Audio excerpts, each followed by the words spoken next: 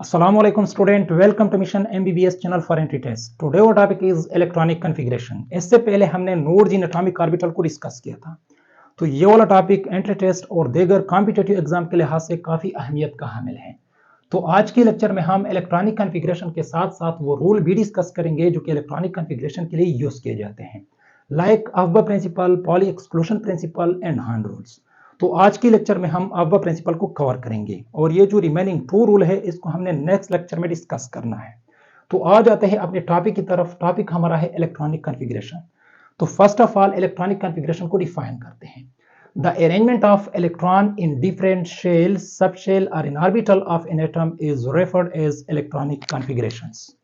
तो इस डिफिनीशन का मतलब क्या है? जिस तरह वर्ड्स इलेक्ट्रॉनिक कॉन्फ़िगरेशन है मींस इलेक्ट्रॉन की अरेंजमेंट, यानी इलेक्ट्रॉन की अरेंजमेंट शेल में, सब शेल में और ऑर्बिटल में तो किस तरह अरेंज करते हैं, तो इसको क्या कहते हैं? Electronic configurations. जिस तरह वर्ड्स इलेक्ट्रॉनिक कॉन्फ़िगरेशन है मींस इलेक्ट्रॉन की अरेंजमेंट, यानी एटम की शेल, सबशेल और ऑर्बिटल में इलेक्ट्रॉन को किस तरह अरेंज किया जाता है। जिस तरह हमारे साथ एटम होता है तो एटम के अंदर हमारे साथ क्या होता है? न्यूक्लियस, और न्यूक्लियस के इर्द गिर्द हमारे साथ शेल होते हैं और शेल के अंदर हमारे साथ सबशेल होते हैं और सबशेल के अंदर हमारे साथ ऑर्बिटल्स होते हैं। आप इसी शेल, सबशेल और ऑर्बिटल में इलेक्ट्रॉन को किस तरह फील करेंगे और इसी फीलिंग प्रोसीजर को हम क्या कहेंगे? Electronic configurations. Hence your understanding of electronic configuration हम थोड़ा सा प्रीवियस नॉलेज की तरफ जाते हैं। जिस तरह इलेक्ट्रॉन, प्रोटॉन और न्यूक्लियस की डिस्कवरी हो गई तो फिर साइंटिस्ट इसमें लग गए कि हमने एटम की स्ट्रक्चर को किस तरह डिजाइन करना है। तो इन साइंटिस्ट में से हमारे साथ एक बोहर भी था। तो बोहर ने क्या कर दी? बोहर ने 1913 में स्पेशली फॉर हाइड्रोजन एटम इसने एक मॉडल पेश किया जिसको बोहर एटॉमिक मॉडल से भी जाना जाता है। एक मॉडल पेश किया, वो मॉडल क्या था? Bohr atomic model. इस मॉडल के कुछ एजम्पशन थे। इनमें से एक एजम्पशन ये था कि इलेक्ट्रॉन जो कि हमारे साथ क्या है? एक फंडामेंटल पार्टिकल है, revolve around the nucleus, revolve around the nucleus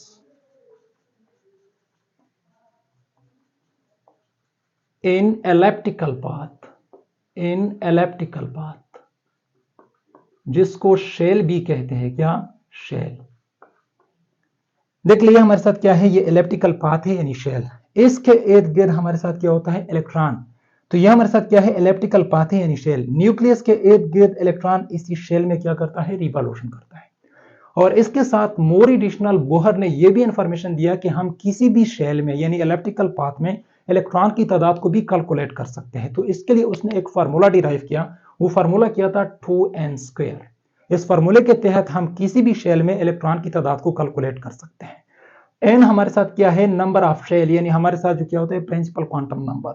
for example first shell के लिए मैं चेक करता हूं n इज इक्वल टू 1, तो हमारे साथ क्या हो जाएगा? 2 1 का स्क्वायर इज इक्वल टू, देख ले 1 का स्क्वायर इज इक्वल टू 1 और 2 मल्टीप्लाइड कर तो हमारे साथ क्या हो जाता है? 2 इलेक्ट्रॉन। तो फर्स्ट शेल में हमारे साथ क्या होते हैं? 2 इलेक्ट्रॉन होते हैं। इसी तरह अगर सेकंड शेल के लिए चेक कर ले तो 2 इंटू 2 का स्क्वायर इज इक्वल टू 2 का square is equal to 4, 4 into 2 is equal to 8। तो सेकंड शेल में हमारे साथ क्या होंगे? 8 इलेक्ट्रॉन होंगे। इसी तरह अगर हम थर्ड शेल के लिए चेक कर ले तो थर्ड शेल में हमारे साथ क्या होंगे? 18 इलेक्ट्रॉन होंगे। इसी तरह अगर फोर्थ शेल के लिए देख ले तो यह हमारे साथ क्या होंगे? 32 इलेक्ट्रॉन होंगे। अब जिस तरह हमें पता है कि शेल के अंदर हमारे साथ क्या होता है? शेल के अंदर हमारे साथ सब शेल्स होते हैं और ये वाला इंफॉर्मेशन हमें अजीमुथल क्वांटम नंबर से मिलता है। तो अब हम क्या कर सकते हैं? किसी भी सब शेल में भी इलेक्ट्रॉन की तादाद को कैलकुलेट कर सकते हैं। किस तरह? इसके लिए एक फार्मूला है। वो फार्मूला हमारे साथ क्या है? 2 इंटू 2l+2। इसको थोड़ा सा ब्रीफ करते हैं, रिड्यूस करते हैं। 2 से 2 मल्टीप्लाइड कर ले हमारे साथ क्या आ जाता है? 4। तो 4l+2। इस फार्मूले के साथ, इस फार्मूले के जरिए हम क्या कर सकते हैं? किसी भी सब शेल में इलेक्ट्रॉन की तादाद को कैलकुलेट कर सकते हैं। किस तरह? हमारे साथ सब शेल क्या है? S, P, D और F। देख ले एस सब शेल के लिए हमारे साथ जो अजीमुथल क्वांटम नंबर की वैल्यू है वो क्या है? 0। तो इसी फार्मूले में पुट कर ले 4 इंटू एल का क्या है? Value 0+2 is equal to 4 into 0 is equal to 0+2 is equal to 2 electron. तो हमारे साथ क्या है? एस सब शेल में कितने इलेक्ट्रॉन आ जाते हैं? 2 इलेक्ट्रॉन। तो यहां पे मैं 2 इलेक्ट्रॉन पुट करता हूं। इसी तरह हमारे साथ क्या है? पी सब शेल है। तो पी सबशेल के लिए एल का वैल्यू क्या है 1 है, तो यहाँ पे इस फॉर्मूले में पुट कर ले 4 इंटू एल, एल हमारे साथ क्या है 1 plus 2 is equal to 4 into 1 is equal to 4 plus 2 is equal to 6 electron. तो इस तरह हमारे साथ पी सबशेल में क्या होंगे 6 इलेक्ट्रॉन होंगे। इसी तरह हम क्या करते हैं डी सबशेल के लिए चेक करते हैं। तो डी सबशेल के लिए एल का वैल्यू क्या है 2, तो यहाँ पे फॉर्मूले में क्या पुट कर ले एल की वैल्यू 2 पुट कर ले प्लस 2, देख ले 4 into 2 is equal to 4 into 2 is equal to 8 plus 2 is equal to 10 electron. तो हमारे साथ डी सबशेल में क्या होंगे 10 इलेक्ट्रॉन होंगे। इसी तरह अगर हम एफ सबशेल के लिए चेक कर ले तो इसके लिए एल का वैल्यू क्या है 3, तो यहाँ पे क्या कर ले एल की वैल्यू 3 पुट कर ले plus 2 is equal to 4 into 3 is equal to 12 plus 2 is equal to 14 electron. तो हमारे साथ क्या होगा एफ सबशेल में 14 इलेक्ट्रॉन होंगे। ओके, अब हमें यह भी पता है कि हमारे साथ क्या होते हैं सबशेल के अंदर हमारे साथ क्या है ऑर्बिटल है, और इस तरह के जो इंफॉर्मेशन है ये हमारे साथ क्या होता है, यानी हमारे साथ एस सबशेल है, इस तरह पी सबशेल है, और इस तरह डी सबशेल है और एफ सबशेल है। तो इसके अंदर हमारे साथ क्या होते हैं ऑर्बिटल्स होते हैं, और ये वाला इंफॉर्मेशन हमें कहां से मिलता है मैग्नेटिक क्वांटम नंबर से। तो एस के लिए हमारे साथ जो मैग्नेटिक क्वांटम नंबर की वैल्यू है वो क्या है 0। तो इसका मतलब क्या है कि हमारे साथ एस सबशेल का जस्ट सिंगल ओरिएंटेशन है, यानी इसमें जस्ट सिंगल ऑर्बिटल है। तो यहाँ पे मैंने क्या किया है एस सबशेल के लिए जस्ट सिंगल बॉक्स यानी एक ऑर्बिटल बनाया है। इसी तरह हमारे साथ क्या है पी सबशेल है, तो इसके लिए जो मैग्नेटिक क्वांटम नंबर की वैल्यू है वो हमारे साथ क्या है 3 है, यानी -1 0 +1।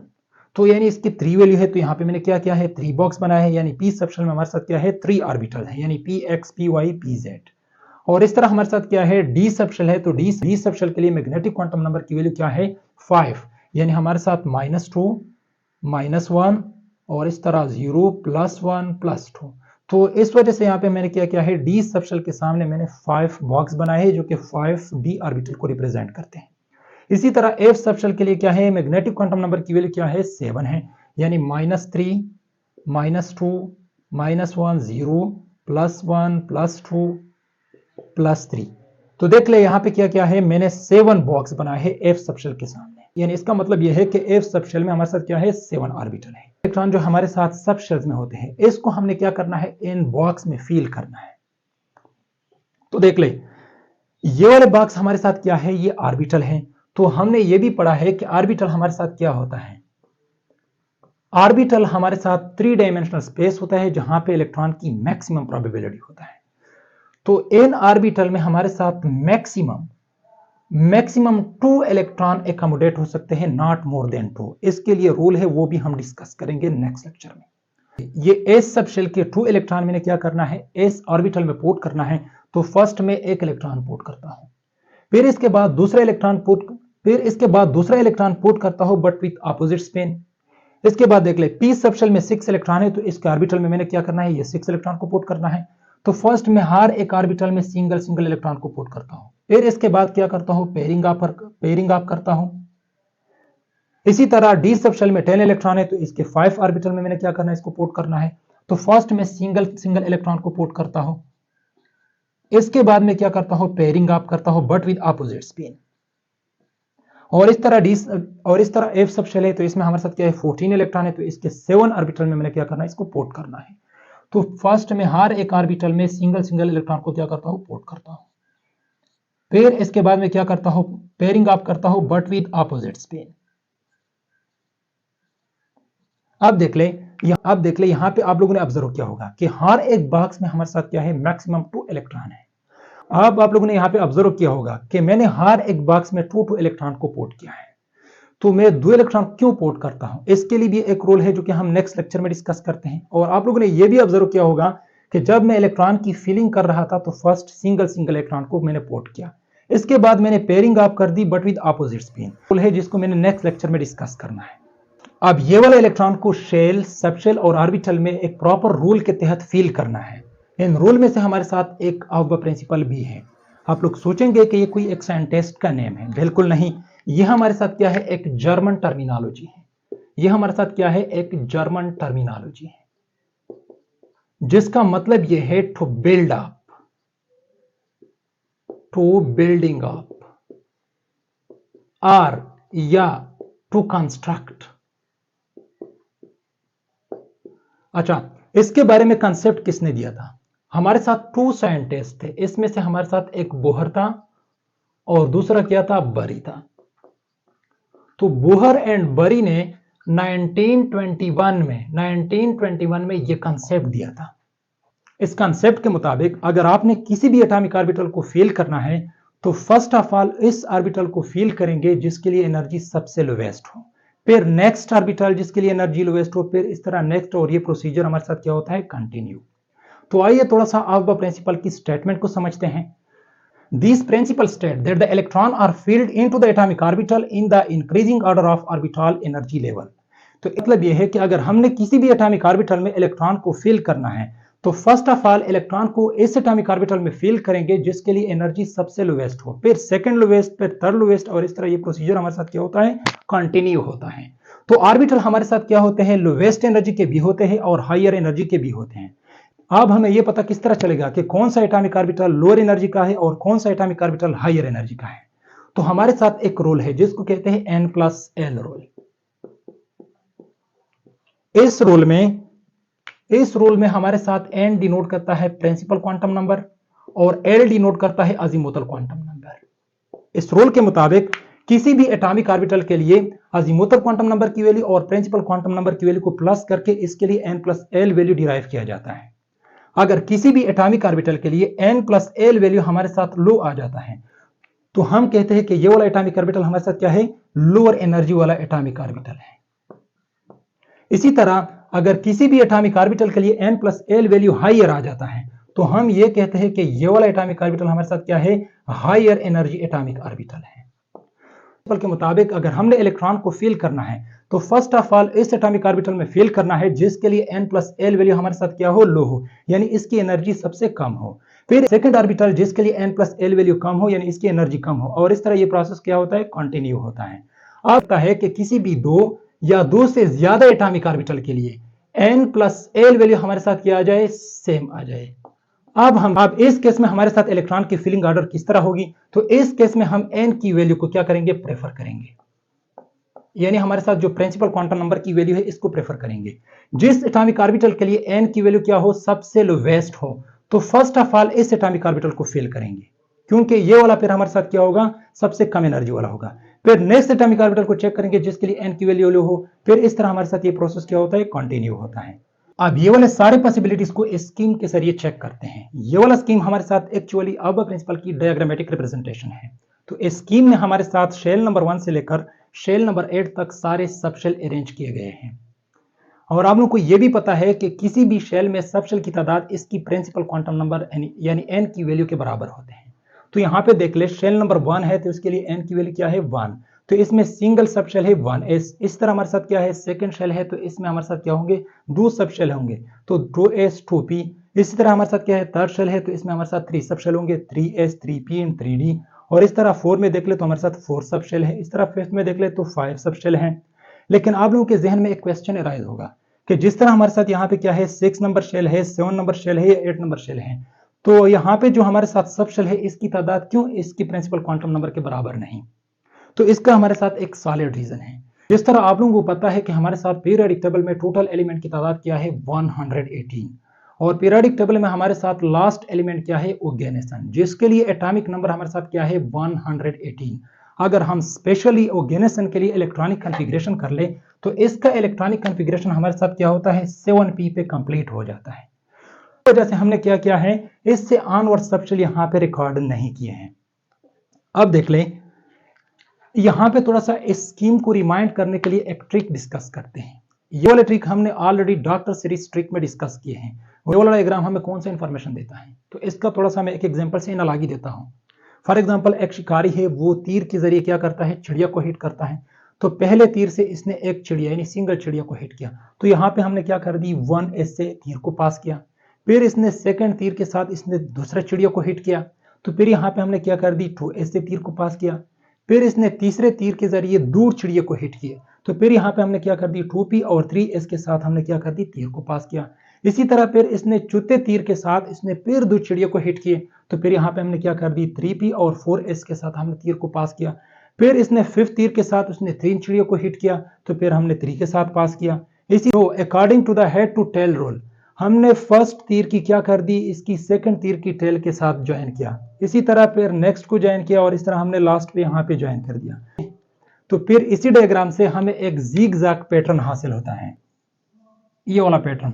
और ये वाला पैटर्न हमें कौन सा इंफॉर्मेशन प्रोवाइड करता है, ये हमारे साथ ये शो करता है कि ये हमारे साथ ऑर्बिटल की इंक्रीजिंग ऑर्डर ऑफ एनर्जी है। अगर हमने इलेक्ट्रॉन की फीलिंग करना है तो हमने क्या करना होगा, इंक्रीजिंग ऑर्डर ऑफ एनर्जी के मुताबिक करना होगा, यानी आबो प्रिंसिपल के मुताबिक। इस डायग्राम में हमें क्या होता है, दो किस्म की ट्रेंड हासिल होता है। एक ट्रेंड हमारे साथ क्या है, इस तरह के ओब्लिक है, यानी हमारे साथ ये शो करता है कि हमारे साथ जो सब शेल है इसके लिए n+l वैल्यू इंक्रीज हो रहा है। और दूसरा हमारे साथ एक इस तरह का ट्रेंड हासिल होता है जिसमें हमें यह शो करता है कि हमारे साथ इसके लिए n+l वैल्यू सेम रहता है। तो दोनों को चेक करता हूं। तो फर्स्ट इस केस को चेक करता हूं, यानी हमारे साथ क्या है 1s, इसी तरह हमारे साथ क्या है 2p, इसी तरह हमारे साथ क्या है 3d और इस तरह हमारे साथ क्या है 4f। मैं इसके लिए चेक करता हूं कि इसके लिए n+l वैल्यू हमारे साथ क्या होता है, इंक्रीज होता है। किस तरह, हमारे साथ यहां पे क्या है 1s के लिए, साथ 1s के लिए n+l वैल्यू क्या है, n की वैल्यू इसके लिए क्या है 1 प्लस l का वैल्यू इसके लिए क्या है 0, तो 1 + 0 = 1। इसी तरह 2p के लिए देखते हैं, तो 2p में हमारे साथ n+l वैल्यू के लिए क्या है, n का वैल्यू क्या है 2 और इस तरह प्लस l का वैल्यू क्या है p के लिए 1, तो 2 + 1 = 3।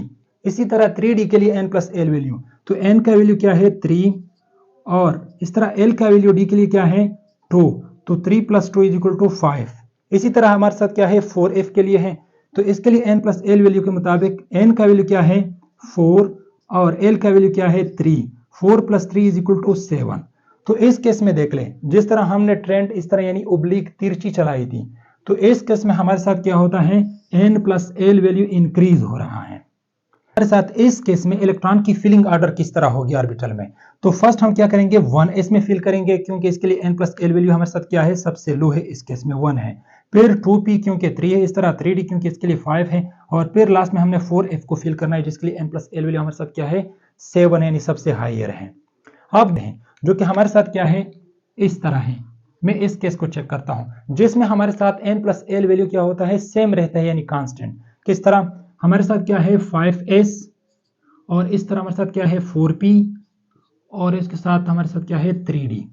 तो इसके लिए n+l वैल्यू के मुताबिक n का वैल्यू क्या है हमारे साथ 5 और l का वैल्यू हमारे साथ क्या है 0 और इसमें इसका वैल्यू हमारे साथ क्या आ जाता है 5 और इस तरह 4p के लिए चेक करते हैं, तो n का वैल्यू हमारे साथ क्या है 4 और p का वैल्यू हमारे साथ क्या है 1, तो ये हमारे साथ क्या हो जाएगा, ये भी 5 हो जाएगा। और इस तरह हमारे साथ 3d के लिए n का वैल्यू क्या है 3 और d के लिए l का वैल्यू क्या है 2, तो ये भी हमारे साथ क्या हो जाता है 5।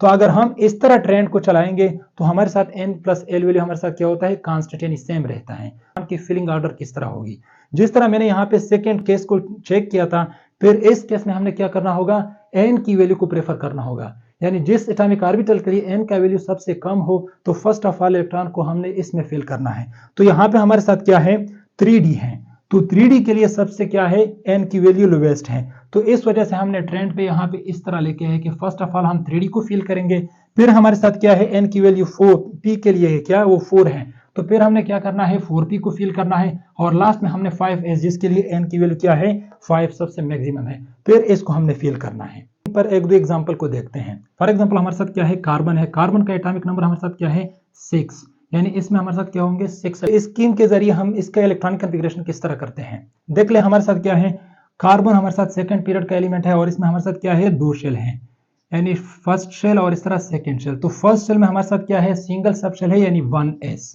और इस तरह जो है ना सेकंड शेल में हमारे साथ क्या है दो सब शेल है यानी 2s और इस तरह 2p। अब ये वाले इलेक्ट्रॉन को हमने इसमें किस तरह फील करना है, यानी इसका इलेक्ट्रॉनिक कॉन्फ़िगरेशन किस तरह करना है, तो यही वाला स्कीम को हम क्या करेंगे फॉलो करेंगे। किस तरह फॉलो करेंगे, हमारे साथ फार्मूला है n+l। तो फर्स्ट हम क्या करते हैं इसके लिए चेक करते हैं, तो इसके लिए n+l वैल्यू हमारे साथ क्या है सबसे कम आ जाता है, क्योंकि यहाँ पे n की वैल्यू 1 और l की वैल्यू क्या है 0, तो हमारे साथ क्या आ जाएगा यहाँ पे 1, n+l वैल्यू हमारे साथ क्या है 1। तो फर्स्ट हम क्या करेंगे इसमें इलेक्ट्रॉन को फिल करेंगे।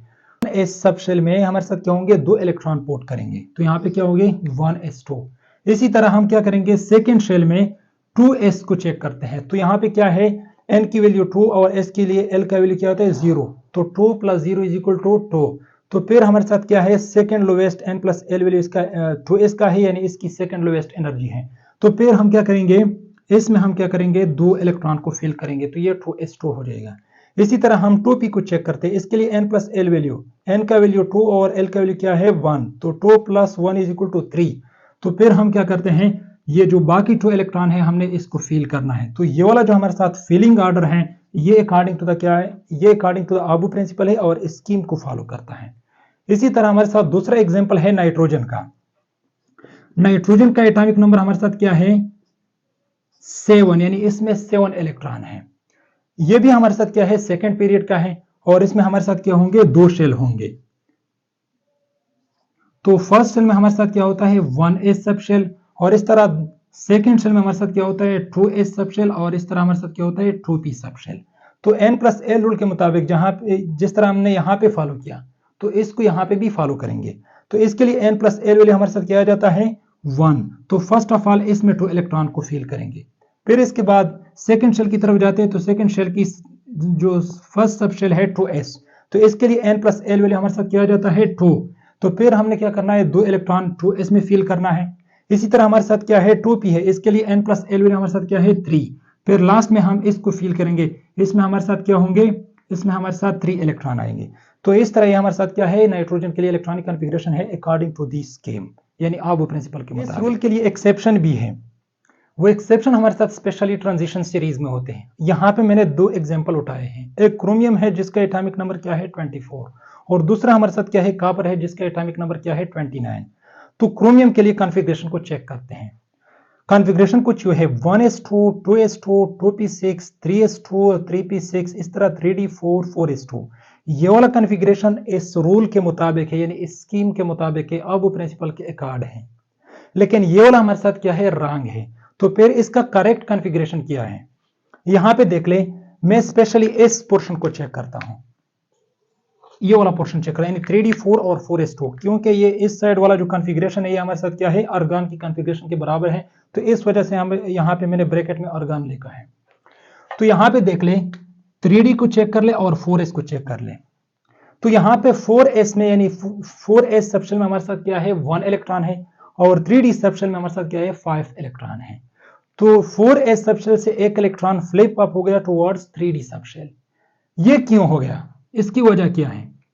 इसी तरह हमारे साथ क्या है कॉपर की केस में, यहां तक इलेक्ट्रॉनिक कॉन्फ़िगरेशन देख ले, तो यहां पे हम 3d9 और 4s2 के लिए चेक करते हैं। और यहां पे जो मैंने आर्गन लगाया, ये वाला कॉन्फ़िगरेशन मैंने यहां पे क्लोज किया, क्योंकि ये वाला configuration exact to the argon है। और यहां पे मसला क्या है, 3d और 4s का मसला है। 3d सबशेल में हमारे साथ 9 इलेक्ट्रॉन है, और इस तरह क्या है 4s में भी हमारे साथ क्या है 2 इलेक्ट्रॉन है। और ये वाला कॉन्फ़िगरेशन हमारे साथ क्या है आबू प्रिंसिपल, यानी इस स्कीम के मुताबिक है, लेकिन ये भी हमारे साथ क्या है रॉन्ग है। तो यहाँ पे 3d यानी जो करेक्ट कॉन्फ़िगरेशन वो इस तरह है कि 4s सबशेल है, इसमें हमारे साथ क्या है 1 इलेक्ट्रॉन, और ये जो दूसरा इलेक्ट्रॉन इसमें था ये फ्लिप अप हो गया टुवर्ड्स 3d सबशेल। फिर यहाँ पे हमारे साथ क्या हो गए 3d10 इलेक्ट्रॉन, यानी हमारे साथ क्या होंगे 10 इलेक्ट्रॉन हो गए। अब इसकी वजह क्या है कि इस तरह क्यों हो जाता है, इसके लिए रीजन भी है। वो रीजन हमारे साथ क्या है 2 है। फर्स्ट इसमें क्या है कि हमारे साथ जो 3d सबशेल है और इस तरह 4s सबशेल है, इसके दरमियान जो एनर्जी डिफरेंस है, ये एनर्जी डिफरेंस हमारे साथ क्या होता है बहुत कम होता है, यानी हम इसको नेग्लेजेबल कंसीडर करते हैं। क्या कंसीडर करते हैं, नेग्लेजेबल। यही वजह है कि हमारे साथ क्या हो जाता है 4s सबशेल से इलेक्ट्रॉन 3d सबशेल की तरफ फ्लिप अप करता है। सेकंड रीजन हमारे साथ क्या होता है कि हमारे साथ एक ऑर्डर है। इसी ऑर्डर के मुताबिक हमारे साथ जो फुल फील्ड सबशेल होता है, यह हमारे साथ क्या होता है सबसे हाई स्टेबल होता है। फिर हमारे साथ क्या होता है हाफ फील्ड सबशेल होता है। फिर इस तरह हमारे साथ क्या होता है पार्शियल फील्ड सबशेल्स। तो देख ले, फॉर एग्जांपल अगर मैं 3d की बात कर लो, तो d सबशेल ऐसा सबशेल है कि इसमें हमारे साथ टोटल इलेक्ट्रॉन कितने आते हैं 10। तो अगर ये इस फॉर्म में हो या 3d5 की फॉर्म में हो, तो ये हमारे साथ क्या होगा, ये फुल फील्ड है और ये इसका क्या है हाफ फील्ड, यानी 10 के हाफ हमारे साथ क्या है 5 आ जाते हैं। और अगर ये इस तरह कर दो कि 3d4 या 3d3, तो ये हमारे साथ क्या है, ये पार्शियली फील्ड है, ये ना हाफ फील्ड है, ये ना फुल फील्ड है। तो इस केस में हमारे साथ क्या है, फर्स्ट ऑफ ऑल क्या होगा, जो फुल फील्ड है वो स्टेबल होगा, फिर इसके बाद हमारे साथ क्या होता है, जो हाफ फील्ड होगा वो स्टेबल होगा, इसके बाद हमारे साथ क्या होगा, जो हमारे साथ पार्शियली फील्ड है वो सबशेल हमारे साथ क्या होगा, वो हमारे साथ स्टेबल होगा। अगर एस सबशेल के लिए बात कर लो, तो एस सबशेल में हमारे साथ क्या होता है, टोटल 2 इलेक्ट्रॉन आ जाते हैं। तो ये हमारे साथ क्या होगा, ये फुल फील्ड होगा, और एस सबशेल का हाफ फील्ड क्या होगा कि इसमें हमारे साथ क्या हो, 1 इलेक्ट्रॉन आ जाए। तो फर्स्ट हमारे साथ क्या होगा कि एस सबशेल में 2 इलेक्ट्रॉन होगा यानी फुल फील्ड होगा, तो ये स्टेबल, फिर हमारे साथ जब हाफ होगा यानी इसके 2 के हमारे साथ क्या हो, हाफ 1 है, तो ये वाला स्टेबल होगा। तो ये वाला जो ट्रेंड है ये हमारे साथ क्या होता है, यहाँ पे अप्लाई किया जाता है। यानी इस केस में हमारे साथ क्या है, 3D में हमारे साथ क्या है, 4 इलेक्ट्रॉन है, तो ये हमारे साथ क्या है, पार्शियली फील्ड है, तो ये हमारे साथ क्या होगा, अनस्टेबल होगा। इस वजह से हमारे साथ क्या है, ये वाला कॉन्फ़िगरेशन क्या है, रॉन्ग है। तो फिर क्या हो जाता है, इस केस में हमारे साथ क्या करते हैं, 3d5 करते हैं, यानी जो एस सबशेल है इससे एक इलेक्ट्रॉन को फ्लिप अप करके 3d5 किया जाता है। तो 3d5 हमारे साथ क्या है, ये हाफ फील्ड है, तो हाफ फील्ड सबशेल क्या होता है, ये स्टेबल होता है। तो इस वजह से हमने यहाँ पे लिखा है कि हमारे साथ क्या है, 10 के हाफ 5 है, तो ये हमारे साथ क्या होगा, ये स्टेबल हो जाएगा, और ये वाला जो कॉन्फ़िगरेशन है ये स्टेबल होगा। तो इस वजह से यहाँ पे क्या हो जाता है, ये आबू प्रिंसिपल की अगेंस्ट जाता है, क्योंकि आबू प्रिंसिपल के मुताबिक 3d का हमारे साथ क्या है, ये एनर्जी कम है, और हमारे साथ जो 4s है इसके एनर्जी ज्यादा है, तो इलेक्ट्रॉन क्या करना होगा, 4s में फील करना हो। लेकिन यहाँ पे जो केस है हमारे साथ क्या है, बरक्स से opposite to the aufbau principle है। इसी तरह हमारे साथ कॉपर की केस में देख ले, तो यहाँ पे क्या होता है, 4s से जिसमें इलेक्ट्रॉन क्या है, 2 है, ये फ्लिप अप होकर यहाँ पे इलेक्ट्रॉन को क्या करता है, 3d10 करता है, क्योंकि 3d9 हमारे साथ क्या है, ये पार्शियली फील्ड है, तो ये लेस स्टेबल होगा। जब ये 3d10 हो जाए तो ये हमारे साथ क्या होगा, ये वाला सबशेल डी सबशेल हमारे साथ क्या हो जाएगा, फुल फील्ड हो जाएगा। जब फुल फील्ड हो जाएगा तो फिर हमारे साथ क्या होगा, ये वाला स्टेबल होगा। So that is why that is more stable configuration as compare to that. So ये भी हमारे साथ क्या है, आबू प्रिंसिपल के अगेंस्ट जाता है।